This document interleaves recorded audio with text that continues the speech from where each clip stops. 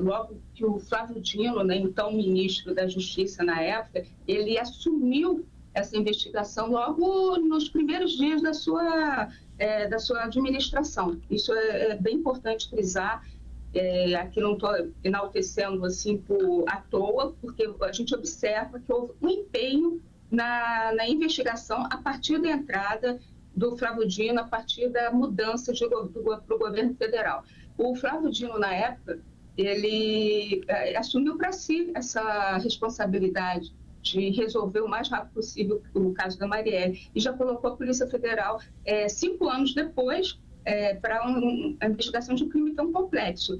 Eu gostaria até de ressaltar, até por conta das perguntas, eu tento ser assim, eu acompanhei demais esse caso, praticamente, eu entrei no caso direto, fiquei mergulhada a fundo, tanto que originou, eram tantas informações que eu acabei escrevendo o livro Mataram Marielle, né, junto com o meu colega Chico Otávio, justamente por conta porque ele ficou mais com a parte política, eu fiquei com a parte da investigação em si, para mostrar o que estava acontecendo e, de certa forma, que a gente tem um trabalho muito importante para pressionar a polícia e obviamente, o Ministério Público, para a elucidação desses crimes. E no caso da Marielle, como eu falei, por ser um ataque à democracia, o meu jornal se empenhou em deixar 2 repórteres por conta disso. Uhum. E quando eu estava atuando nesse caso, obviamente, eu observei vários problemas na investigação.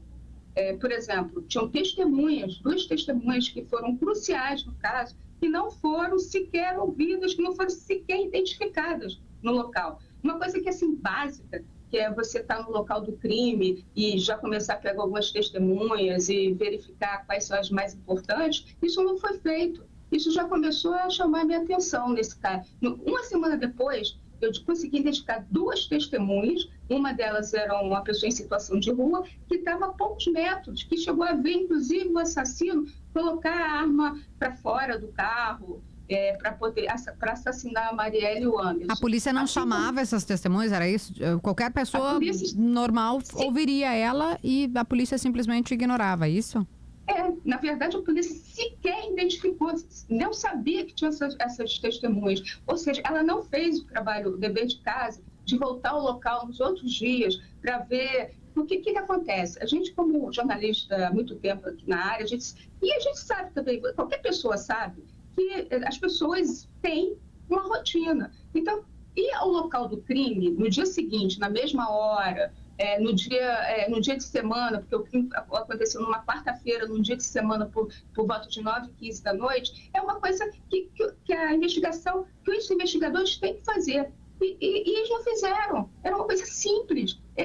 Isso é básico na investigação. Eu fiz isso uma semana depois e encontrei uma pessoa em situação de rua, uma senhora que estava passando com o filho ali no momento da emboscada, que viu toda a ação, e a polícia não encontrou essas testemunhas. E essas testemunhas, só para vocês terem a ideia da importância delas, eu cito isso até no livro, inclusive elas foram, uma delas participou da reconstituição e a outra deu informações de para onde, que até então não se sabia nem o rumo que os bandidos tinham tomado, porque era uma bifurcação. Aí você podia seguir reto ou à direita. E assim, o mais assim, viável seria ir de reto, né?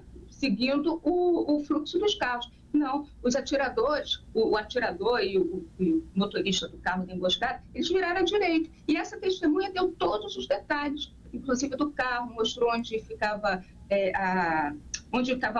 arranhado no acostamento, para outros erros. Então, ao longo dessa investigação, a gente já chamava atenção a quantidade de problemas, digamos, Vera, deixa eu voltar à minha pergunta original, né? Tu está desvendando alguma coisa. Com uma dúvida, essa testemunha deu essas informações todas para a própria mais tarde. Vera. Antes para Vera, polícia. Antes para Vera, depois ela participou da reconstituição. Sim, aí com a polícia. Não havia escutado essa pessoa. E Vera, por que isso não aconteceu no governo Bolsonaro? Desculpa, verdade. Pois primeiro porque a gente aqui no Rio de Janeiro, a gente estava numa intervenção federal, né? No momento, o governo Bolsonaro assumiu logo depois, né? Porque nesse período quando a Marielle foi assassinada, foi em 2018, 14 de março de 2018, e o governo Bolsonaro assumiu no ano seguinte, em 2019. Não havia empenho nenhum. E o próprio governo Bolsonaro sempre fazia aquela... havia, obviamente, uma certa, digamos...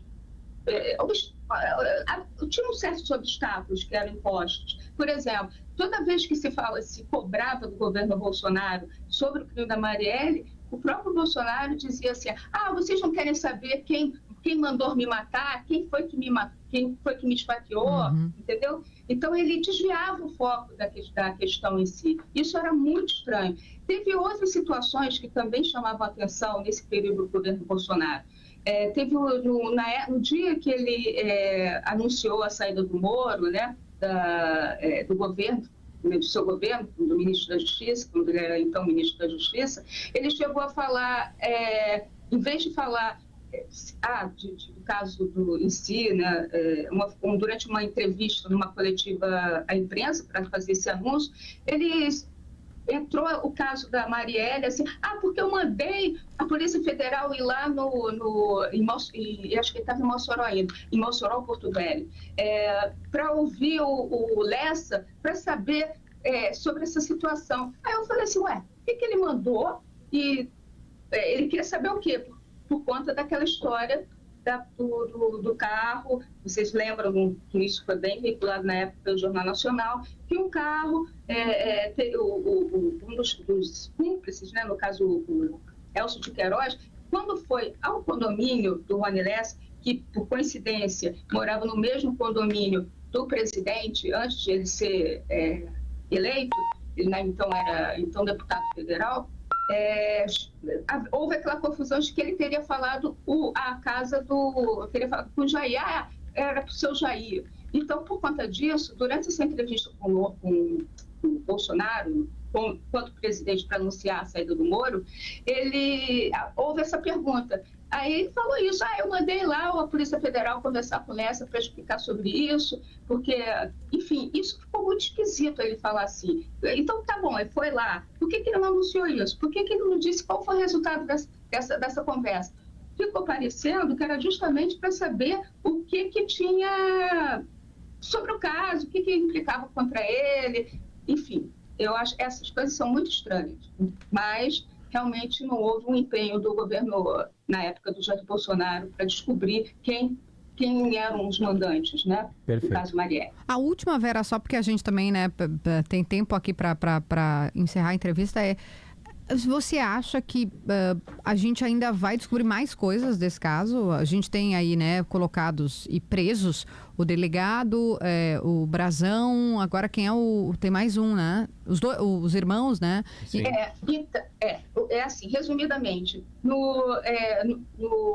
em março, né, no final do mês de março, foram presos, né, o Chiquinho Brazão e seu irmão Domingos Brazão, conselheiro do TCE, como mandante. O Rivaldo Barbosa foi preso como a pessoa que ajudou a obstruir. Criou obstáculos, exatamente, obstruir o trabalho da investigação. Isso tudo está na delação do Rony Lessa. É importante dizer que essa delação foi feita depois que o Lessa, depois da primeira delação que foi do Elcio de Queiroz, que foi o motorista da emboscada, dar detalhes, mas ele não tinha, assim, provas, ele só deu detalhes, deu Brazão, falou de algumas pessoas, mas ele não deu detalhes. Esses detalhes vieram à tona com a delação do Rony Lessa, porque, obviamente, esse tipo de crime sempre tem uma certa hierarquização, né, digamos assim. Eles dividem uma parte do planejamento com quem efetuou, quem atuou junto na emboscada, mas quem sabe realmente quem mandou matar é a pessoa que atira. Geralmente é assim, eles dividem essas informações para que nem todo mundo saiba quem foi que mandou matar, né? É uma tática, é uma estratégia deles. Então, além disso, foi determinado que a mulher do Rivaldo Barbosa que usasse uma tornozeleira eletrônica, houve busca de apreensões nas casas dele. Assim como do delegado Giniton Lages, que foi o encarregado do inquérito da Marielle na sua primeira fase. Foi ele quem prendeu, inclusive, é bom, né, ressaltar, Rony Lessa e Elcio de Queiroz. Isso sempre com acompanhamento do GAECO. No início houve uma obstrução de justiça ali e a investigação só entrou no rumo, só entrou mesmo na fase de prisão de Rony Lessa e Elcio de Queiroz, com a entrada do GAECO com as promotoras Simone Sibili e Letícia Emily. E o terceiro, que também está usando tornozeleira eletrônica e também teve essas buscas e apreensões na sua casa, foi o comissário Marco Antônio Barros, que é o braço direito, chefe da investigação do caso Marielle, na primeira fase, chefe da investigação do Giniton Lages. Foi assim que foi a configuração, né? Houve essa divisão pela justiça, né, de que cada um ia ser cada um teve a sua restrição, né?